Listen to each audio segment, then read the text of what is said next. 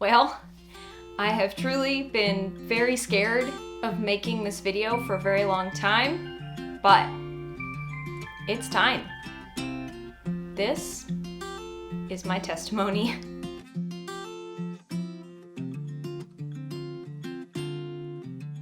Let me just start off by saying that I'm a little frustrated with myself. I'm ashamed of myself for being so scared to film this video, because honestly, this isn't a bad thing. This is a story of joy and of victory, but I see how the world treats Christians, and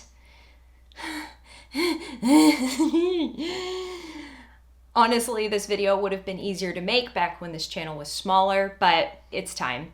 It is time. I have waited long enough. This is going to be me sharing my story. Please watch the whole video before commenting, before making assumptions about me with preconceived notions of others who bear the name of Christian. Give me the grace to hear me out completely before you write me off. So let's just get right into it. Here it is, guys. I am a Christian. Yep, I said it. I'm a Christian. And I want to clarify what I mean when I say Christian. When I say Christian, I do not mean someone who is perfect. I do not mean someone who has it all together. I do not mean someone who looks down their nose at others. I do not mean someone who judges or hates or condemns someone in their heart. What I mean by Christian is someone who is so wretched, so depraved, so deplorable, that they are so worthless on their own that the only thing that can save them is putting their faith completely and 100% in the sacrifice that Jesus made on the cross and accepting his forgiveness and his payment for my wretchedness. That is what I mean by Christian. To fully put your faith in the promise that Jesus made, that his sacrifice is enough to cover how horrible I really am. Yes, I know that sounds a little churchy, but it's true. That is what I mean by Christian. This is my story.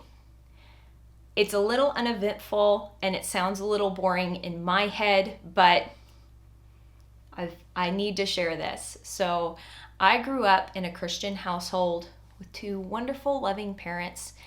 I remember vividly when I was 3 years old being in the car. I don't know where we were going or what we were doing, but I started crying my little heart out, and my mom, like a good mom, turned around and asked me, "Courtney, what's wrong? Why are you so upset?" And I said I was upset because I didn't have Jesus in my heart. Well, my parents promptly prayed with me, and I remember asking Jesus to come into my heart and to be my Lord and Savior at the age of 3. I wanted him so desperately. I was your quintessential Christian kiddo. I was so hungry for God. I wanted desperately to do everything I possibly could to honor and please him. I was baptized at the age of 11. I went to every church camp. Every time the doors were open, I was going. I was working so hard to do all the right things. And there was this deep-seated root in my heart that I didn't even know was there that was off. And that was that I believed that there was something I could do to earn God's love and to earn his forgiveness. And that's a lie. There is nothing that I could do ever to be righteous or perfect or holy in his eyes. But I was darn sure going to give it a really good try. It didn't matter how many times I heard that I didn't have to do anything, that Jesus paid it all. That only made me want to work harder. As life went on, I ran into hardships and struggles, and things didn't go according to my plan. I had a perfect mapped out plan of what my life was going to look like. And when my life didn't look exactly like that, I became incredibly angry and bitter and depressed. And I blamed God. I thought, God, I have literally read my Bible every single night of every day of my childhood. I have gone to church. I haven't done anything bad, bad or wrong. Why is this happening? You must not be who you say you are, so I'm going to pull back. I got so angry that even the mere thought of looking at a Bible filled me with rage. The mere thought of going to church made my stomach turn. I quit going to church. I quit reading my Bible. I pulled back so hard. Anything and everything to do with Christianity, I didn't want any part of. What I did instead was to throw myself wholeheartedly into the one other thing that I was interested in, and that is barrel racing.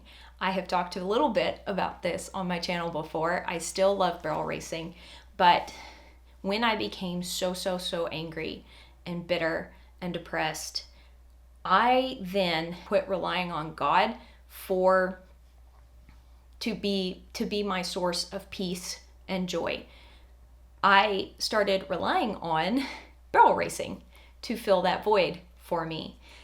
Really, this happened so slowly and imperceptibly, I didn't notice it at first. It wasn't the flip of a switch. It didn't happen instantly. It happened slowly over time that I became more and more angry. And I knew I wasn't supposed to be angry. I knew I wasn't supposed to be bitter. And all of that bitterness and rage turned inwards and turned into depression, and I was drowning in it. So I tried to drown that pain in winning. I became fiercely competitive. I became an incredibly hard, diligent worker at barrel racing. There was nothing else I wanted to do except train horses and win. And at each competition, if I won, I felt validated. I felt worthy for all of 10 minutes. And then I started to worry about the next one because you're only as good as your last performance. So even when I did get the joy from the win and the victory in my work, in my barrel racing, it was so fleeting. And every time I came out of the arena and hadn't won, I was crushed. It just hurt and ripped me apart so much because that meant I had failed. I was worthless. And guys, there was no outside pressure from anyone causing this to go on in my heart. It was going on simply because of what was happening to me internally, what I was doing to myself. Everyone around me was incredibly encouraging and kind and loving, and I was hurting so bad on the inside that I couldn't receive help or love. The only thing that made me feel a little bit okay for a little while was to win, and everything else didn't matter to me. Things got really dark for me for a while, and by God's grace, He gently, so slowly and so gently drew me back to Him. Because if He had tried to call me with a thunderbolt or, a lightning clap or whatever, I don't think it's thunderbolts or lightning claps, it's the other way around. But if He had tried to call me in an instant, if one of my horses had turned and talked to me like the donkey in the story in the Bible, I don't think I would have heard it. I think I would have dug my heels in and refused, because that's the kind of person I am. I am incredibly, incredibly stubborn.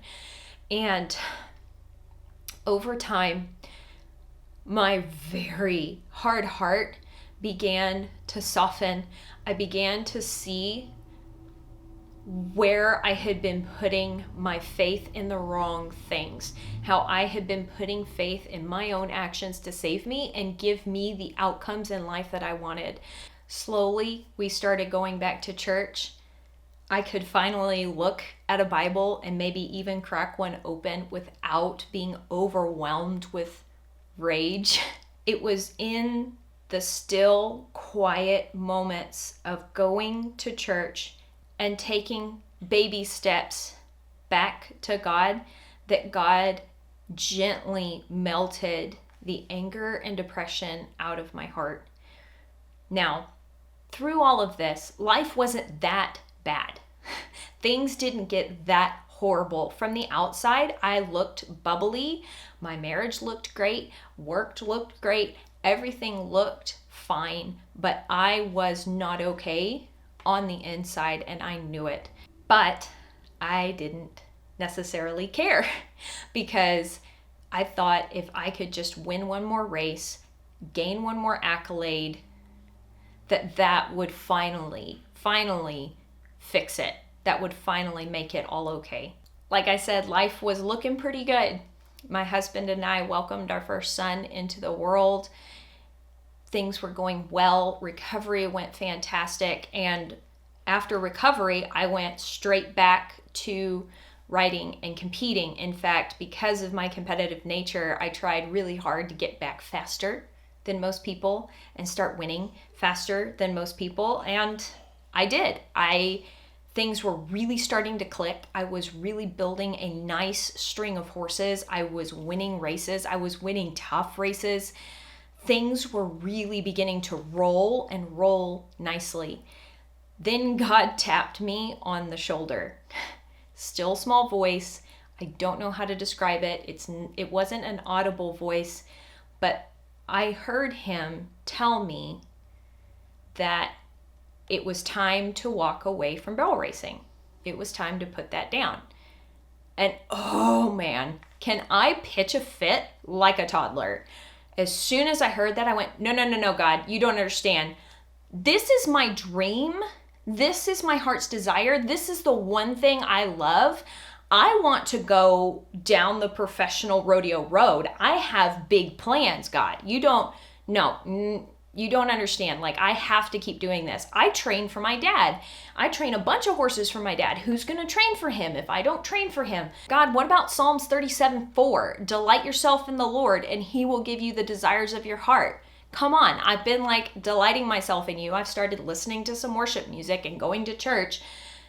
Now you're supposed to give me the desires of my heart, right? Like, now you're supposed to help me win even more because now my heart's in the right place. Oh, it wasn't good. It was pretty cringy, I know. God, thank goodness he's a good father. Instead of getting angry at my obstinance and my disobedience, it's almost like he smiled and said, child, don't you understand? You have made this an idol. This is chewing you up from the inside out. This is not my good and perfect plan for you. This is not what's best for you. It's time to put this down.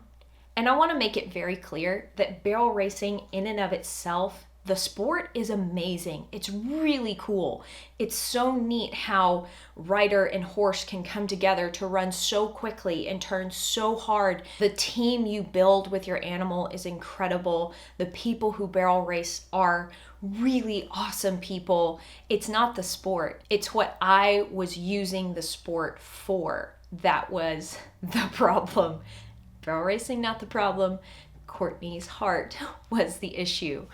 And there was going to be no fixing that if I didn't walk away cold turkey. So God asked me to quit. It did not make sense. I was winning. Things were really coming together. It looked like it was actually going to be way harder for me to walk away than it actually was. It was our family source of income. So I was going to be, like giving up income. And I talked about it with my husband. I talked about it with my dad, who I was training horses for, and told them what God was asking me to do. And I walked away. And it was really hard. I would break down, I would cry, I would weep. It's not like I gave it up lightly.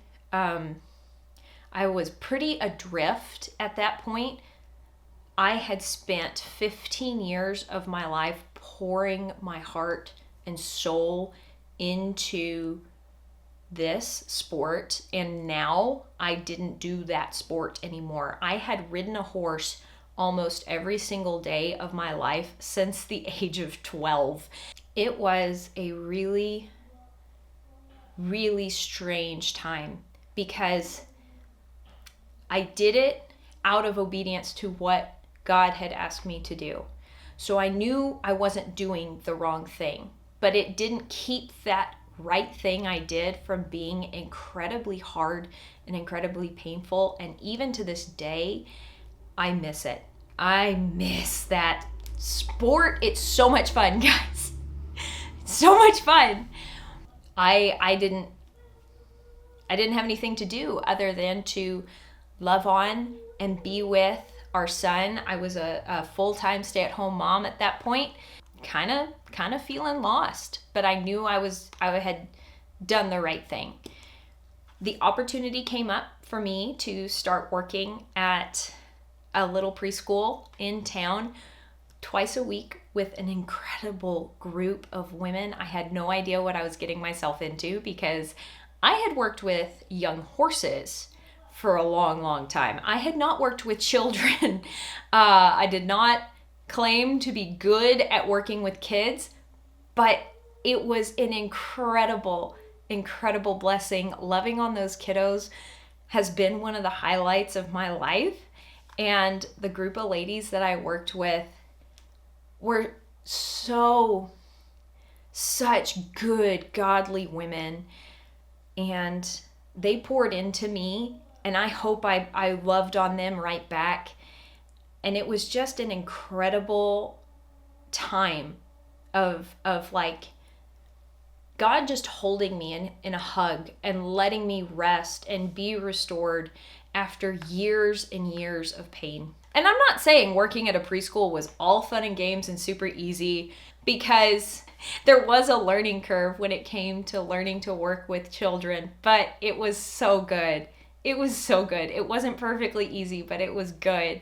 I've told this story before. The last day of school in my first year of working at the preschool, a coworker came in with curls, and she had had perfect blowout all school year. Like, she was one of those that you looked at and went, dang, she's got perfect hair, like a perfect hair day every day. And so she came in with curls, and I asked her about her curls, and she said, oh, this is the curly girl method. I'm doing that now. Here, you want to borrow my handbook? And the rest is history. From then on, I really started loving to learn about hair. Hair has become an absolutely super fun and fascinating thing to learn about. And slowly over time, my Instagram account grew, and then I started filming YouTube videos, and that grew. And honestly, I have no explanation for why this platform has grown as big as it is, other than it didn't really have anything to do with me. I believe that God has done that. This isn't my channel. That's not why I'm still here. I am here because I deeply do want to help as many people as possible embrace the hair that they are fearfully and wonderfully made with, because that was another thing God used with all of this. That for years I thought I was worthless, that I had to change, push, compete, be something that I wasn't in order to be accepted. And my heart was changed in a deep, deep way when I started wearing my waves and curls. I don't even feel the pressure now to make my hair curlier than it is. This is my product-free hair, and I love it because I know that I am fearfully and wonderfully made, and that God is good. I don't know if I will ever barrel race again, and I might. Maybe eventually, someday down the road, I will barrel race again. But Giving up that was the hardest thing I've ever done. I gave up my career because God asked me to, and I really believe that God turned around and blessed me tenfold with you guys. You guys are incredible and amazing, and all I want to do is bring you guys joy, love on you guys like you have loved on me. Y'all mean so much to me, and that is why I'm sharing this story with y'all. I wish I was more of an expert on all things faith. I am not. Unfortunately, I am not a great resource. I am not here to debate with you the existence of God. I'm not here to debate religion with you. What I want to tell you is what I know, and that is that Jesus is the way, the truth, and the life, and no one comes to the Father except through him. There is nothing you can do. There is nothing you have ever done that will ever separate you from the love of God.